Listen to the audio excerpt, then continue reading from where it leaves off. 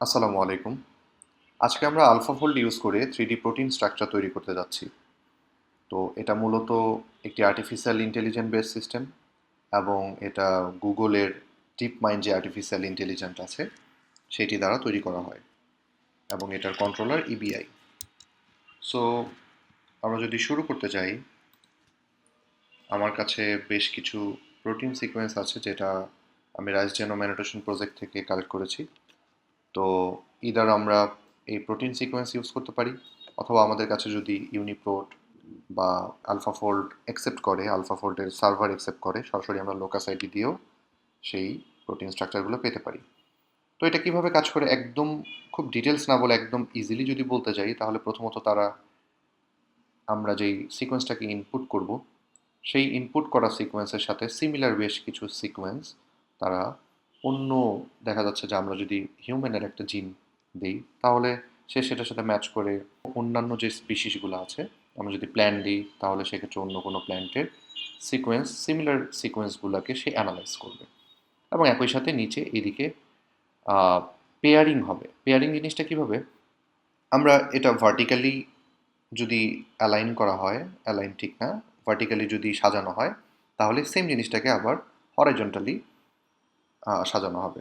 তো ভার্টিক্যালি এবং horizontally same জিনিস, লাইক 1 2 3 4 অ্যান্ড এই পাশ দিয়ে 1 2 3 4। তো এইভাবে সাজানোর পরে কত ধরনের কম্বিনেশন হতে পারে, কত ধরনের সম্ভাব্যতা হতে পারে, সেটার একটা প্রেডিকশন টেমপ্লেটস তারা নেয়। এবং এই মাল্টিপল সিকোয়েন্স অ্যালাইনমেন্ট অর্থাৎ এমএসএ এবং এই টেমপ্লেটসকে একসাথে করে তারা এটা তাদের যেই এআইটা রয়েছে ডিপ মাইন্ড, সেই এআইয়ে এটাকে প্রসেস করা হয় এবং এটার বেশ কিছু স্টেপ তৈরি হয়। যেমন এখানে দেখা যাচ্ছে ইভো ফর্মার এবং স্ট্রাকচার মডিউল। তো এখানে আমাদের যেই এমএস এর যেই রিপ্রেজেন্টেশনটা আছে সেটা, সেখান থেকে তারা প্রত্যেকটা সিঙ্গেল পেয়ার নিয়ে এটাকে অ্যানালাইজ করে। দেন এটা আসলে একটা সাইকেল, দেন এটা আবার ফেরত হয়ে রিসাইকেলিং হয়ে আবার ফিরে আসে এই দিক দিয়ে 3 বার। তো এইভাবে তাদের এআই এই জিনিসটাকে প্রসেস করে ফাইনালি আমাদের একটা স্ট্রাকচার দেয়। তো আমরা চলে যাই সরাসরি কীভাবে আমরা স্ট্রাকচারটি পেতে পারি। তো যেহেতু আমার কাছে অলরেডি প্রোটিন সিকোয়েন্স কালেক্ট করা আছে, তো সরাসরি আমি এটা নিয়ে চলে যাব ইউনিপ্রোটে। ইউনিপ্রোটে গিয়ে আমি এখান থেকে ব্লাস্ট করব, কারণ আমার ইউনিপ্রোটের লোকাস আইডিটা দরকার। আমি যেই টার্গেট আমার প্রোটিন সিকোয়েন্সটা আছে, সেটা যেই জিনের এগেনস্টে আছে, সেটা ইউনিপ্রোটে কোন লোকাস আইডিতে বিলং করছে সেটা আমার জানা দরকার। কারণ আলফাফোল্ড প্রোটিন স্ট্রাকচার সরাসরি ইউনিপ্রোটের লোকাসটি অ্যাকসেপ্ট করে। সো এটা কিছুক্ষণ সময় লাগবে। এর ফাঁকে আমরা আরেকটু দেখে নিই, সেটা হলো এই যে আমার ইউনিপ্রোট যেই আমাকে লোকাস আইডিটা দিবে, দেখা যাচ্ছে যে সেই লোকাস আইডিটা তো আমার যে ইনপুট করা সিকোয়েন্স তার সাথে 100% সিমিলারিটিস নাও থাকতে পারে। কিন্তু আমি তো চাচ্ছি না যে আমার ডিসিমিলারিটিস থাকুক। তো আমার এই ইনপুটকৃত সিকোয়েন্সটির সাথে এই ইউনিপ্রোটের দেওয়া যেই লোকাস আইডিটা থাকবে তার সিকোয়েন্সের হোমোলজি কতটা, সেটা জানার জন্য এই সিকোয়েন্সটিকে আমি ক্লাস্টাল ওমেগা যে সার্ভার আছে মাল্টিপল সিকোয়েন্স অ্যালাইনমেন্টে, সেখানে আমি নিয়ে আসব। তো এটা হলো আমার ইনপুটকৃত সেই সিকোয়েন্স এবং তার নিচে আমি ইউনিপ্রোট থেকে পাওয়া সিকোয়েন্সটা দিব। তো এটা আসছে, এটার জন্য আমরা একটু ওয়েট করি। কমপ্লিট হয়েছে। তো এখন আমরা এই লোকাসটাতে যাব।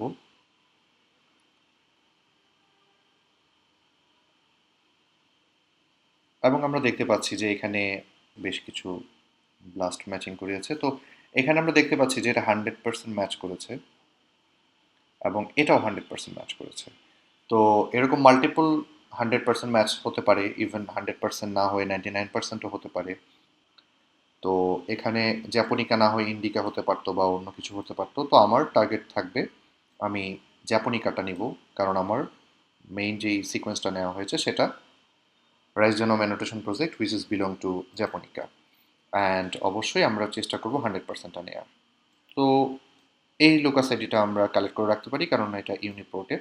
এবং সরাসরি যদি আমরা এটাকে কপি করে আলফাফোল্ড প্রোটিন স্ট্রাকচারের যে ডাটাবেস, সেই ডাটাবেসে যদি আমরা দিই, তাহলে সরাসরি সেখানে কিন্তু চলে আসবে। তবে সেটা আমরা করব না, আমরা প্রথমে মাল্টিপল সিকোয়েন্স অ্যালাইনমেন্ট করে দেখব যে আমার টার্গেট যেই সিকোয়েন্সটা তার সাথে ইউনিপ্রোটের এই সিকোয়েন্সটা ঠিক কি পরিমাণ ম্যাচ করছে। তো এখানে নিচে চলে যাব সিকোয়েন্সে। সো দেখতে পাচ্ছি সিকোয়েন্সটা আছে এখানে, তো সিকোয়েন্স থেকে এখানে আমি এটা জাস্ট কপি করে নিলাম। নেওয়ার পরে আমার টার্গেট সিকোয়েন্সের নিচে ইউনিপ্রোটের sequence within the first format এটাকে সাবমিট করা হলো। তো তারপরে যদি আমরা রেজাল্টটাকে ভিউ করতে চাই তাহলে দেখতে পাচ্ছি এখানে 100% ম্যাচ করেছে। কিভাবে বুঝবো? এই যে স্টার মার্ক, এই স্টার মার্কটা তখনই আসবে যখন আমার আমার টার্গেট সিকোয়েন্স এবং ইউনিপ্রোটের দেওয়া সিকোয়েন্স যখন ম্যাচ করবে সব জায়গায়। যে জায়গাটা ম্যাচ করবে না, লাইক এইচ যদি ম্যাচ করে না, এখানে কিন্তু স্টার মার্কটা থাকবে না। যেহেতু আমার আমার প্রত্যেকটা সিকোয়েন্স ম্যাচ করানোর প্রয়োজনে আমি জাস্ট দেখবো যে আমার স্টার মার্কটা কোনো জায়গায় গ্যাপ আছে কিনা। তো দেখা যাচ্ছে যে না, স্টার মার্কে কোনো গ্যাপ নেই এবং এটা শেষ হয়েছে একদম একটা ফিক্সড অ্যামাইনো অ্যাসিড নাম্বারে, অর্থাৎ 338। এই 338 পর্যন্ত সে পুরোটাই ম্যাচ করেছে। অর্থাৎ আমি যেই সিকোয়েন্সটা ইনপুট করেছি এবং ইউনিপ্রোট আমাকে যে লোকাসিটিটা সাজেস্ট করেছে সেটা 100% ম্যাচ। তো এখান থেকেই আমি সরাসরি আলফাফোল্ড সার্ভারে চলে যেতে পারি এবং অলরেডি তার আলফাফোল্ড এটা শো করছে। তো আমি আলফাফোল্ডের সার্ভার থেকে দেখার জন্য এই যে 3D স্ট্রাকচার ডাটাবেস, এখানে আলফাফোল্ড তার পাশে যেই হাইপার লিঙ্কটা আছে এটাতে ক্লিক করলে সরাসরি ওপেন হবে। অনেক সময় দেখা যায় যে এই আলফাফোল্ডের যে হাইপার লিঙ্কটা এটা শো করছে না, জাস্ট এসএমআর বা অন্য কোনো কিছু শো করছে। সেক্ষেত্রে সরাসরি হাইপার লিঙ্ক ইউজ না করে আমরা এটার যেই লোকাস আইডিটা দিয়েছে অর্থাৎ এই অংশটা আমরা আলফাফোল্ড প্রোটিন স্ট্রাকচারে ডাটাবেসে পেস্ট করলে সেখানেও কিন্তু স্ট্রাকচার চলে আসবে। তো যেহেতু আমার এখানে অলরেডি হাইপার লিঙ্কটা আমি পেয়ে গিয়েছি, তো আমি হাইপার লিঙ্ক দিয়ে যাব। After clicking the hyper link আমার এখানে আলফাফোল্ডের ডাটাবেসে এই স্ট্রাকচারটি চলে আসবে এবং চলে এসেছে এবং এটাকে আমি ফুল স্ক্রিন করতে পারি। ফুল স্ক্রিন করার পরে আমার প্রথম কাজ হবে এই স্ট্রাকচারটি নিয়ে নেওয়া, স্ট্রাকচারটি ডাউনলোড করে ফেলা। সো যেহেতু এটা গুগলের, এখানে পিক্সেলের একটা সাইন দেখতে পাচ্ছি, এই সাইনটাতে ক্লিক করতে হবে এবং এখান থেকে আমার রেজলিউশন আমি নিব আলট্রা এইচডি এবং ট্রান্সপারেন্সি অন করে নিলাম। আপনারা চাইলে নাও করতে পারেন। তো তারপর আমি এটা ডাউনলোড করে ফেললাম। তো ডাউনলোড করার পরে যে ফাইলটা আমরা পেলাম সেটা আমরা সরাসরি আমাদের রিসার্চ আর্টিকেলে ইউজ করতে পারবো। তো এটা নিয়ে যদি আরেকটু কথা বলতে চাই তাহলে আমাদের যেই অ্যামাইনো অ্যাসিড সিকোয়েন্সটা আছে আমরা যদি এটাকে ট্যাপ ট্যাপ করার ঠিক প্রয়োজন নেই, আমরা যদি কার্সরটা আমাদের অ্যামাইনো অ্যাসিড সিকোয়েন্সের উপরে রাখি তাহলে দেখা যায় এই স্ট্রাকচারের কোন জায়গাটা সে ডিনোট করছে এটা কিন্তু শো করছে। লাইক আমি এটাও স্লাইড করব, ওই জায়গাটাও কিন্তু স্লাইড হয়ে আস্তে আস্তে দেখাচ্ছে।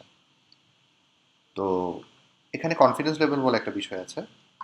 কনফিডেন্স লেভেল বিষয়টা হলো আমরা যেই সিকোয়েন্সটা দিয়েছি এবং সেটার সাথে এই সার্ভার যেই স্ট্রাকচারটা শো করছে সেটা ঠিক কতটা রিলায়েবল এবং সে যে প্রেডিক্ট করেছে এটার অ্যাকুরেসি আসলে কতটা।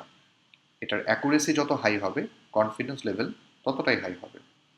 তো নর্মালি 50%-এর নিচে যেটা থাকে সেটার আসলে প্রেডিকশন লেভেলটা অনেক কম থাকে এবং এটা যত বাড়ে, এখানে আমাদের লেজেন্ড দেওয়া আছে। লাইক যদি দেখতে যাই এই ব্লু যেই পার্টটা আছে এই ব্লু পার্টে কনফিডেন্স লেভেল সব থেকে হাই দেখা যাচ্ছে। ওই যে নিচে আমাদের দেখা যাচ্ছে কনফিডেন্স লেভেল 95%, দ্যাট মিনস এটা ভেরি হাই। তারপর কম্পারেটিভলি আমরা যদি একটু স্কাই ব্লুর দিকে যাই তাহলে কনফিডেন্স লেভেল একটু কমবে। আমরা যদি হলুদের দিকে যাই কনফিডেন্স লেভেল আরও একটু কমবে এবং আমরা যদি লালের দিকে যাই তাহলে কনফিডেন্স লেভেল আরও কমবে। অর্থাৎ এই কালার দিয়ে আমাদের কনফিডেন্স লেভেলটা ডিনোট করা যায়। তো এই হলো মোটামুটি ব্যাপার। তো এইভাবে আমরা আলফাফোল্ড ইউজ করে 3D প্রোটিন স্ট্রাকচার তৈরি করতে পারি। ধন্যবাদ সবাইকে।